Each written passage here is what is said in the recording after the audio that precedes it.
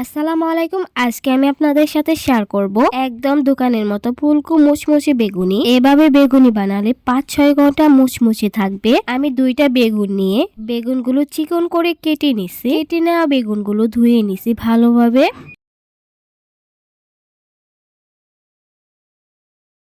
এবার বাটির উপর চালি রেখে দিয়ে দিলাম হাফ কাপ বেসন, দিয়ে দিচ্ছি হাফ কাপের কম চালের গুঁড়া, দিয়ে দিচ্ছি হাফ চামচ কর্নফ্লাওয়ার, ১ চিমটি পরিমাণে বেকিং সোডা। এবার সবগুলো ভালোভাবে মিক্স করে নিয়ে চালনি দিয়ে চেলে নিচ্ছি। অবশ্যই বেগুনি বানানোর জন্য চালনি দিয়ে এগুলো চেলে নিতে হবে, তাহলে অনেকক্ষণ পর্যন্ত মুচমুচে থাকবে। এবার এখানে দিয়ে দিচ্ছি স্বাদ মতো লবণ, দিয়ে দিচ্ছি ১ চামচ মরিচ গুঁড়া, হাফ চামচ ধনিয়া গুঁড়া, হাফ চামচের একটু কম হলুদ গুঁড়া, জিরা গুঁড়া। এবার আমি এখানে একটু একটু করে পানি দিয়ে হ্যান্ড উইক্স দিয়ে ভালোভাবে মিক্স করে নিচ্ছি।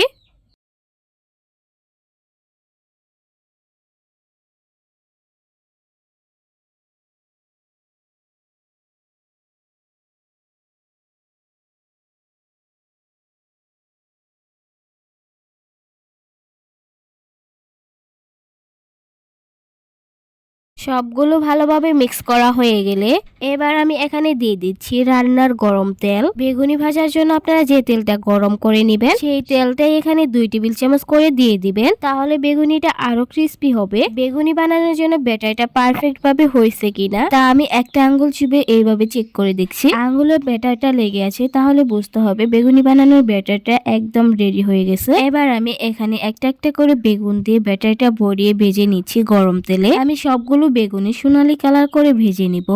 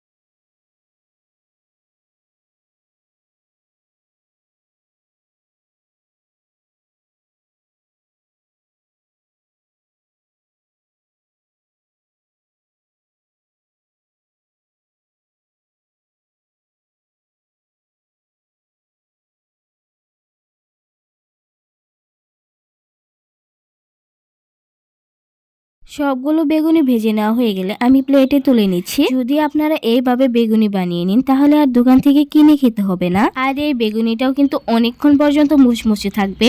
আল্লাহ হাফেজ।